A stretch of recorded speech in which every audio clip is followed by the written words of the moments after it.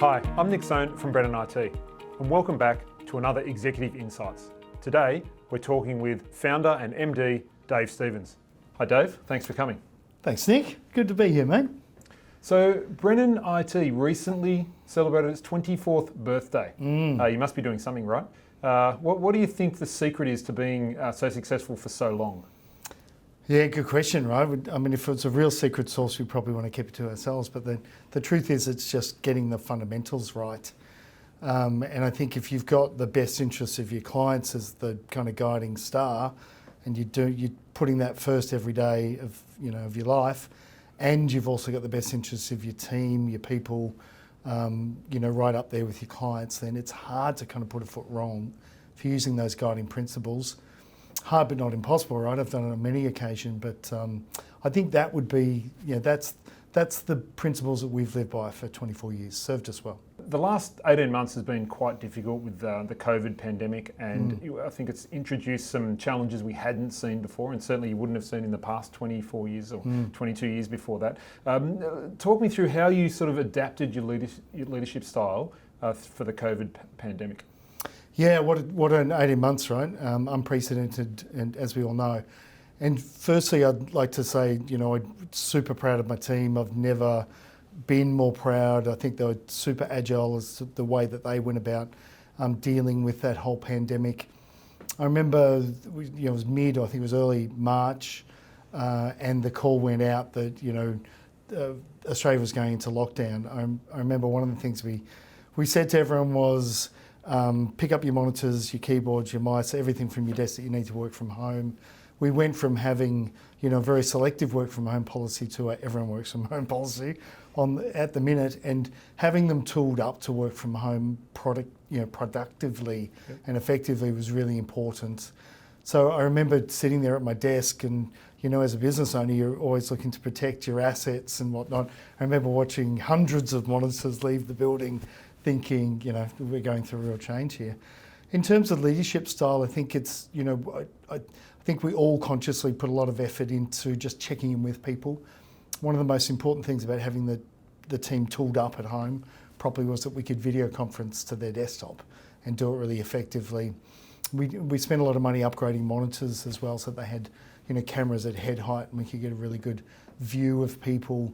And then we just went on a program of checking in and, not just me with my people and other people in the business, but all the people leaders.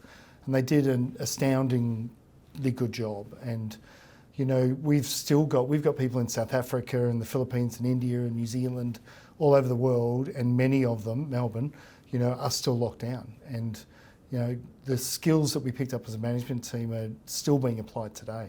It's really important. And, again, I'm super proud of the team. I think they did a great job. Yeah, and in terms of having people in all these different locations, that certainly introduces some challenges, right? So you have to deal with different groups of people in different locations, subject to different lockdown laws and different sort of levels of the virus. How's that sort of weighed on you?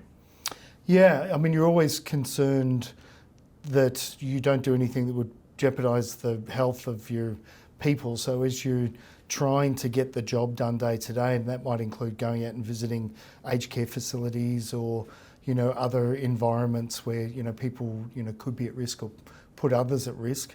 So I think, just having that as a bit of a guiding principle, working, under the local regimes wherever you are.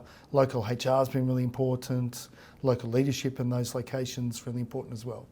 But it also gave us lots of opportunities. I remember one of the ways that we coped was that we had a lot of social functions where, we sent hampers out on, had drinks nights and all that sort of thing. But my favourite was the curry cooking classes that we had. So we had teams from India joining and literally teaching us how to make authentic butter chicken or, lamb rogan josh or whatever the case might be. Chicken biryani was the best one. Using our diversity in terms of people and locations to our favour, making it more interesting, using the time difference as well to our favour as well. So yeah, it was good. Yeah, we would have been better off without it, right? But we made the best of what we got. Yeah, look, switching gears a little bit. So in the last 24 years, technology's changed a lot. You would have seen a lot of things come and go, and the rate of change has increased rapidly. What are your sort of tips for dealing with the changing dynamics of IT? Yeah, I think, staying informed is probably number one. So understanding what is going on out there, and then having a trusted advisor who can translate that for you. And in terms of, I've heard of, AI or video from the desktop or whatever the case might be. Having a trusted advisor who will translate that into, this would benefit your business this way. These are the upsides. These would be the costs involved, and having someone who you can kind of bounce that off, I think, is the number one tip for how to deal with, new technology or technology that's changing. And if you don't have that kind of advisor, then, number one tip is go and find one. Go find someone who's got your best interests at heart and will tell you the truth. One of the things I find amazing about working at Brennan is our focus on the customer experience, really heavy influence, and you've talked a little bit about that. The other thing that's really interesting is the investments we make in automation. What do you think about automation, and how do you think that's going to change the future of IT? Yeah, it's really interesting, isn't it? Because on one hand, the definition of great customer service in our world and in many others has been that experience where someone calls the help desk and they get a very friendly, knowledgeable operator on the phone who helps them through, that problem that they might have, and, they get a resolution first call, and that's the kind of benchmark as to a great service experience. So what automation allows us to do is, on the back end, is to take away some of the, mundane work, the repeat work that happens, and allows those operators to be more focused on the client when they, do answer a phone call, rather than going through and, ticking a bunch of boxes or doing a bunch of work that's important, but we can get a machine to do. So that's probably the number one impact, I think, in terms of service levels of automation. We use a lot of automation in the business, and we see it as being a great future in terms of the pathway forward. It's very accurate. It's obviously very cost efficient. It can be done any time of day, and it can be triggered in a bunch of different ways. So the automation itself is really important, but I think what is equally, if not more important, is how do we trigger the automation itself in the first place? So that can be, traditionally we've had a self-service portal for many years. Clients, can log in and create user accounts, decommission user accounts, change permissions, reset passwords, all that kind of stuff. And for a lot of clients, that's the experience they want. And that, self-service portal combined with the automation that sits behind it, really powerful tool.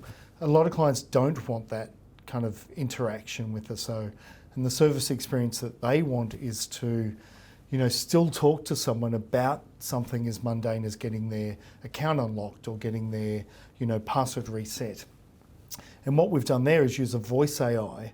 We've worked with Amazon in order to analyse what the callers are asking. So we have a pilot's in production right now where if a client, so we answer the phone with a voice bot that essentially asks how we can help. And if it detects that the client's asking to have their password reset, there's a set of security questions that it kind of goes through, and then it literally resets the password via an automation in the background, multi-factor authentication to the phone, that sort of thing. And that's an example of where automation triggered by a voice AI is super powerful. So we have a set of machine learning triggers that will literally look through, our environment, like our entire fleet of tens of thousands of PCs and user accounts and many thousands of servers, etc., looking for predefined configurations or environments that we know are going to fail, and we then take predefined automated remedies. So we're oftentimes now finding faults before they become faults, and we're fixing them for clients. Good example is if you lock out your user account, we know your user account's locked out as long as we go looking for it. We know you're going to call us sooner or later to ask us to unlock it, so we just unlock it for you before you call. And that's, that's I think some really good examples as to how technology can drive the user experience. Yeah, fascinating stuff actually. So you started Brennan IT with a vision for managed services, and I think 24 years later you must reflect on that, and now you look into the future and you have a new vision. You care to share that vision with us? What's the future of managed services? Yeah, so when we first started, the vision was very much, still to make our clients' lives easier and to be meaningful, a help to them, to let them get on and empower their day and, cure cancer or train guide dogs or do all that amazing work that they do. And that really has kind of stayed as the main tenet.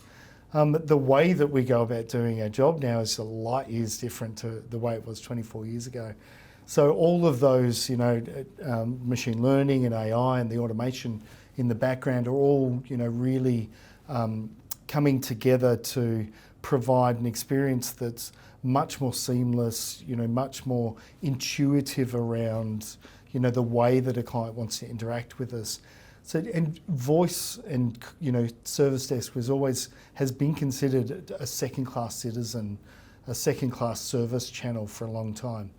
And the business strategy for many companies has been channel clients down the self-service portal path, or channel them down an app on your phone path, or some other way where we don't have to talk to the client, because some clients don't want to have that voice conversation, and the voice conversation's expensive to have. So for the future of MS in our world, we've really embraced, that voice conversation. The 1-300-500,000 number is our best friend, and we're using things like the voice AI to, take clients who want a more automated experience, for a really quick pathway to get a password reset, account created, or whatever the case might be. And then, but yet other clients want to, have a chat with someone on the phone, and they might have 2 or 3 things they want to get fixed at the same time. And, that's a really valuable way to deliver service. That's very much, the old school, gives a call and we'll help you out, combined with all the machine learning and AI, and I think it's a great combination. And we would never have envisaged it 24 years ago. Yeah, so I think you're saying the future of managed services is bright. Oh yeah, absolutely. And more and more customers or of Australian companies are looking to outsource, to move the workloads out of the organisation that aren't necessarily strategic, and B, to actually improve service levels. I think it's hard for even a good-sized, thousands of seat client to be able to build the kind of automation and sophistication that we've got.